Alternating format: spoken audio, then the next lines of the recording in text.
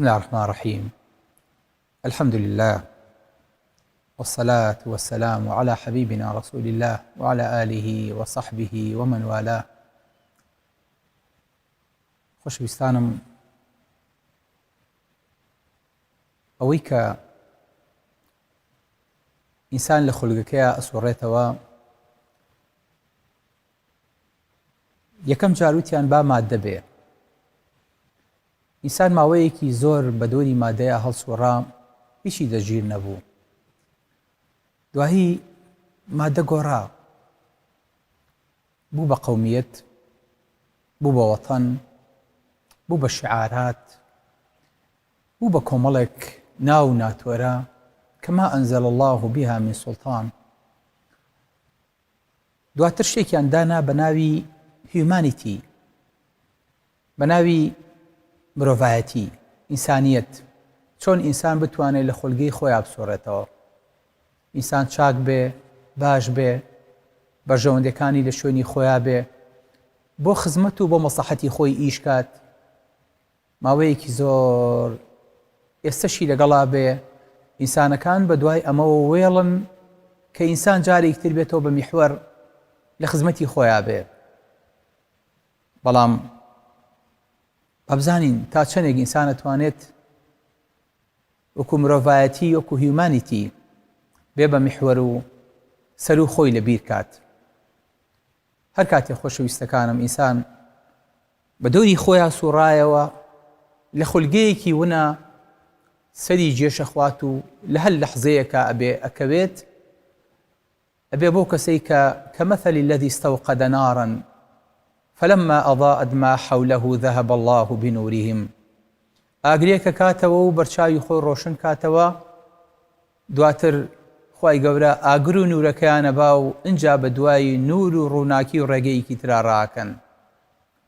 بەڵێ کەواتە ئینسانە بێت میحوەرێکی هەبێ، مەرکەزیەتێکی هەبێ کە ئەگەر ڕاز بێ ئەم قسەیە بڵێین ئەم میحوەرە ئەبێ پەروەردگار بێ، ئەبێ ئەڵڵا بێ، بۆ ئەوەی کە ئینسان بتوانێت لە دەوریە کورد و تەنی لە دەوری بگەڕێ. ئەها پێغەمبەری خوا صلی الله علیه وسلم ئەفەرمێت بەیت المەعموور لە ئاسمانە خوای گەورە کە دروستی کردووە لە ئەرزە نوێنەرایەتی بە کەعبە ئەکرێ، واتە مەرکەزیەتی کەعبە لە زەویە کە ئێمە بە دەوری ئاسۆڕینەوە، حەوجار یاخود تەوافی بە دەورەکەین، هەمان شت لە ئاسمان هەیە کە پێوتێ بەیت المەعموور. ئەم بەیت المەعموورە پێغەمبەری خوا صلی الله علیه وسلم فەرمێ لە ئاسمانی حەوتەمە، ئەو ئاسمانەی کە ئیبراهیمی لێ عەلەیه السەلام، هەموو ڕۆژێ 70000 مەلائیکە بە دەوریە ئەسوڕێنەوە و تەوافی بە دەورە ئەکەن کە تەواویش بوون جارێکتر ناگەڕێنەوە. واتە مەلائیکەتەکانی ئاسمان ئەوەندە زۆرن، لەوەتەی خوای گەورە ئەرز و ئاسمان و خەلایقی دروست کردووە، لەوەتەی خوای گەورە مەلائیکەی دروست کردووە، هەموو ڕۆژێک 70000 مەلائیکە عیبادەتەکەن و تەواف و عەمری خۆیانەکەن و جارێکتر ناگەڕێنەوە سەر ئەو خاڵە. ئێمەش لەسەر زەویە هەمان شت دووبارە ئەکەینەوە. لەبەرەوە هەر کاتێک مەرکەزیەتمان کرد بە پەروەردگار، ئینسان بە ئاسانی ڕێی خۆی دۆزێتەوە، ئەزانێ لە خزمەتی چیایە، ئەزانێ خەریکی چییە. بۆیە کە نوێژەکەین ئەڵێین قل إن صلاتي ونسكي ومحياي ومماتي لله رب العالمين. هەموو شتێکمان بۆ پەروەردگارە، ژیانمان، مردنمان، نوێژمان، سەربڕینمان، شتێکی ترمان نییە. واتە لە ژیانە یەک هەدەفمان هەیە، بمانەوێت خوایەک و خالقێک و پەروەردگارێک لە خۆمان ڕازیکەین، بە درێژایی ئەم ڕێگەیە بەرەو ئەو بچین هەتا وەکو لێمان ڕازی بێ. ئینسان تەنها لە قیامەتە ئازانێت ئەم ڕێگەی کە بڕی بەرەو خوا چێیە. بۆیە لە قیامەتاڵێن تالله إن كنا لفي ضلال مبين إذ نسويكم برب العالمين. بەڕاستی ئێمە گومڕا بووین کە ئێوەمانە خستە ڕیسی خواوە. ئەم هەموو بەشەرە، ئەم هەموو خەلایقە، ئەم هەموو دروستکراوە، هەمووی ئەگەر سەیریکەین لە ئاسمانەوە، تۆزێ بەرز بینەوە لە ئاستی ئەم توێکڵەی زەوی، هەستەکەین ئەمانە چەند بچووکن، ئەمانە چەند سفرن، بە دوای یەکا ڕیز بوون و هیچی تر هیچی لە دەست نایە، هیچی بۆ ئەوی تر پێ ناکرێ. بۆیە ئەگەر بەم قووەتەوە هەموو ئەم سفرانە خۆمان نەخینە پاڵ واحیدێک، خۆمان نەخینە پاڵ ئەحەدێک، ئێمە یەکیژ نین، ئێمەی بەشەر قووەتی ئەوەمان نییە کە بین بە پاڵپشتێ بۆ یەکتری، بین بە قووەتێ بۆ یەکتری. ئینسان لە زوعفی خۆیەتی زۆر جار سەرەکا بە یەکا و حیزب دروستەکا و خێزان پێکەوە ئەنێ، بەڵام تەنها ئەم خوایە پێویستی بەوە نییە کە قل هو الله ئەحەد. وتیانەی محەممەد پێناسەیەکی خواکەی خۆتمان بۆ بکە. پێغەمبەری خوا صلی الله علیه وسلم وەڵامی پێ نەبوو تا خوای گەورە وەڵامی بۆ نارد کە فەرمی بڵێ قل هو الله ئەحەد، بڵێ خوا تاکە، خوا ئەحەدێکە کە دووەمی نییە. الله الصەمەد ئەوەیە کە هەموو شتێکی ڕاگرتووە و هەموو شتێکیش بە ئەو ڕاگیراوە و ئیداری هەموو شتەکانی تری شەکات. لەم یەلیت پێویستی بەوە نەبووە نە لە دایک بێ، نە هیچی لێ ببێ، نە پێویستی بە کوڕە، نە پێویستی بە خێزانە و هیچ شتێکیش لەو ناچێ. ئەمە ئەوەیە کە بیلال هەموو جارێک کە ئەیان بەستەوە بۆ زەعیفی خۆی، بەو کۆیلایەتی خۆی، ئومەیی کوڕی خەڵەف پەتێکی لەم لە کرد و ئەیایە دەست مناڵەکان بۆ ئەوەی کە بەناو بازاڕەکانی مەکەیە بیژێڕن و پاڵێ خست و بەردێ خستە سەرسەری، خستە سەر سکی، خستە سەر سنگی ناو گەرمایی مەکەیە، تەنها بۆ ئەوەی کە باسی خواکانیان بکە، بڵێ هوبەل هوبەل. ئەویشی فەرموو ئەحەد ئەحەد، فەرموو قەسەم بەخوا ئەگەر بمزانایە شتێک لەسەر دڵیان قورسترە لەو ئەحەدە ئەوە مەوت. ئەوە بوو کە بیلال بەم غەریبایەتی و بەم بێکەسیە پشتێکی قایمی هەبوو، ئەزانی چییە کرد، ئەیزانی ئەوێت چێ لە خۆی ڕازیکە، ئەیزانی بە دوای چ خولگەیەکەوەیە، ئەیزانی وەکو ئەم زەویە بە دوای ئەو مەدارەوەیە کە ئەبێ ئەگەر لە مەدارەکەی دەرچوو ئەو کاتە دوورەکەوێتەوە و نایەتەوە تایم. بەڵێ خۆشەویستەکانم، بۆیە هەموو جارێکە ئەخەوین پەناگرین ئەڵین اللهم وجهت وجهي إليك وفوضت أمري إليك وألجأت ظهري إليك وأسلمت نفسي إليك لا منجا ولا ملجأ منك إلا إليك. خوایا پشتم بە تۆ بەست، خۆم تەسلیمی تۆ کرد، بە تۆ پاڵ کەوتم، بە تۆ هەڵەسمەوە. هیچ حەول و قووەت و دەسەڵاتێکت نییە.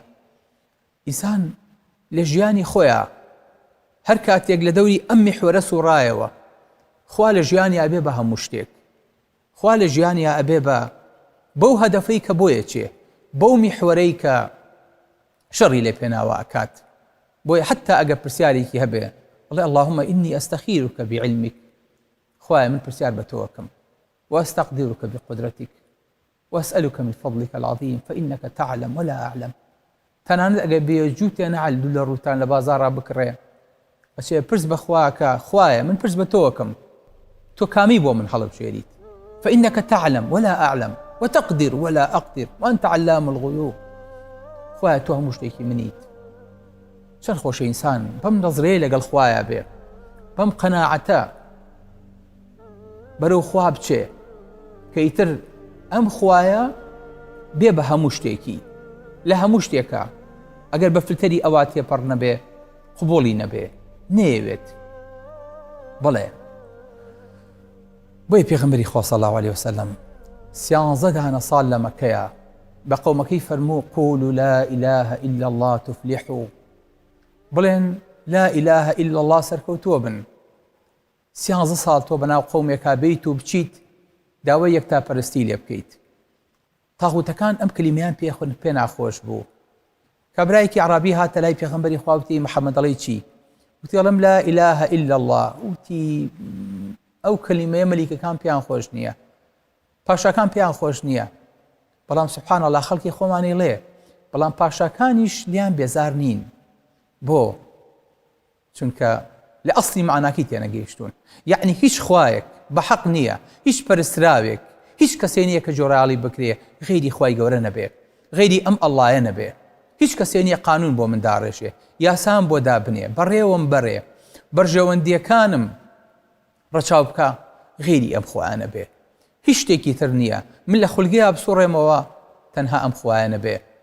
بۆیە ئینسان لە کاتێکا سەفەرەکات ئەڵێ اللهم إنا نسألك في سفرنا هذا البر والتقوى ومن العمل ما ترضى. اللهم هون علينا سفرنا وأطوي عنا بعده. اللهم أنت صاحب في السفر، خوايا تهاولي لسفرة والخليفة في الأهل لمالي شو تشاوديري ولا مال من الله كما يعني خوايك أتوانيت هم كاركان ليك عتابوبك أما لدس هيج إنسانك ولدس هيج قوتي ترنايد بلى بويا لكاتيك في غمري خواه صلى الله عليه وسلم دعايك أي فرمو اللهم إني أعوذ برضاك من سخطك. خوايا من پنا أقرم با رزامندي تو لتوربونت. اللهم إني أعوذ برضاك من سخطك وأعوذ بمعافاتك من عقوبتك وأعوذ بك منك لا أحصي ثناء عليك أنت كما أثنيت على نفسك. خوايا پنا أقرم برحمتي تو لغضبي تو، پنا أقرم بتو لتو. الله أما فوما چەند جوانە ئینسان وا بیرکاتەوە کە وظنوا أن لا ملجأ من الله إلا إليه هەسکات پەنا بۆ غیری خوانیە ئیلا بۆ لای خوانە بێ. چەند خۆشە ئەم نەزرەیە بتوانیت وا خۆت ڕابێنی وا خۆت لە قاڵب بیت کە پەنا لە خوا تەنها بۆ خوایە واتە هیچ مەلجەیەک و هیچ پەنایەکی ترت نییە. جارێکیان هارون ڕەشید لە کاتێکا خەڵک گرانی ڕووی تێکرد و قات و قڕی و سیعرەکان بەرز بۆەوە وەکو ئەمڕۆی ئێمە مەمنوعی کرد کە خەڵک لەناو بازارە گۆرانی بڵێ مۆسیقا لێ بە دڵخۆشی ڕابگەێنێ وتی تۆزێک سەری خۆتان کەسکەن بەڵکو خوای گەورە بەزەی پیامان نابێتەوە. ڕۆژێکان عەبدێکی بینی لە بازارە سەمایە کرد و ڕەقسێ کرد و گۆرانیە وت تی بانی کەمزان بۆ چی وهاکە تی قوربان من خاوەنێکم هەیە پڕی مەخزەنەکەی دانەوێڵەیە پیاوێکی دەوڵەمەنە ئەزانم بێبەشم ناکە لەبەرەوە من پەکم ناکەوێت ئەگەر خەڵک هەمووی لە برسا بمرێ من نەمێنم بەبووی پاشاکەمەوە. هارون ڕەشید دەستی کرد بە گریان فەرمی خوا ئەمێک پشتی بە عەبدێ قایمە جێ ئێوە نێ ئێمە پشتمان بەخواکەمان قایم بێ بڕۆن وەکو ئەو عەبدە بکەن کە ئاوا پاڵی داوە بە خاوەنەکەیەوە ئێوەش لە دەوری خاوەنەکەتان بسوڕێنەوە. بەڵێ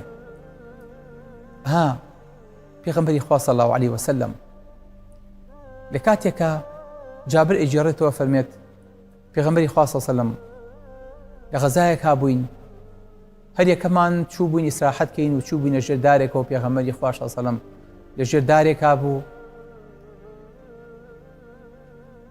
کابرایەک چووە گیانی و شمشێرەکەی هەڵگرت و پێغەمبەری خوا نووسە بوو خەبەری کردەوە و شمشێرەکەی بەرامبەری ڕاگرتە بوو وتی من يمنعك مني ئەی محەممەد چی ئەمڕۆ تۆ لە منە پارێزێ. پێغەمبەری خوا صلی الله عەلەیه وسەلەم فەرمی الله ئەم پارێزێ. دووبارەی کردەوە ئەم نازانی ئەڵڵا چێیە وتی من يمنعك مني چێ تۆ لە منە پارێزەی محەممەد شمشێرەکەم بەدەستەوەیە و ئێستا ئەتوانم ئەنجنت کەم پێی. پێغەمبەری خوا صلی الله عەلەیه وسەلەم فەرمی الله کابرا شمشێرەکەی لە دەست کەوتە خوارەوە و پێغەمبەری خوا بە دیلی گرت و فەرمی ئەگەر حەزەکەم بچن ئەوە تەلەوەیانە دانراوە بچن سەیری کابرا بکەن. پێغەمبەری خوا یەک کەلیمەی تری نییە غەیری ئەڵڵا نەبێ کە بۆ کابرای باس بکە. لەبەرە خۆشەویستەکانم ئەوەی کە ئێمە ئەیکەین ئەوەی کە ئێمە ئێڵێین ئەبێ هەر هەمووی لە دەوری ئەم مەرکەزیەتە بسوڕێتەوە بۆ ئەوەی کە بین بە ڕەقەم گەنا هەتا ئێوارە هەوڵ بە ماندوو بە خۆت بڕەنجێنە هیچ نیت نابی بە فیگەر باز ناکری ناو ناتۆرت نابێ هەتاوەکو خۆڵ نەدەیتە پاو ڕەقەمێک گەنا هەر سفرین.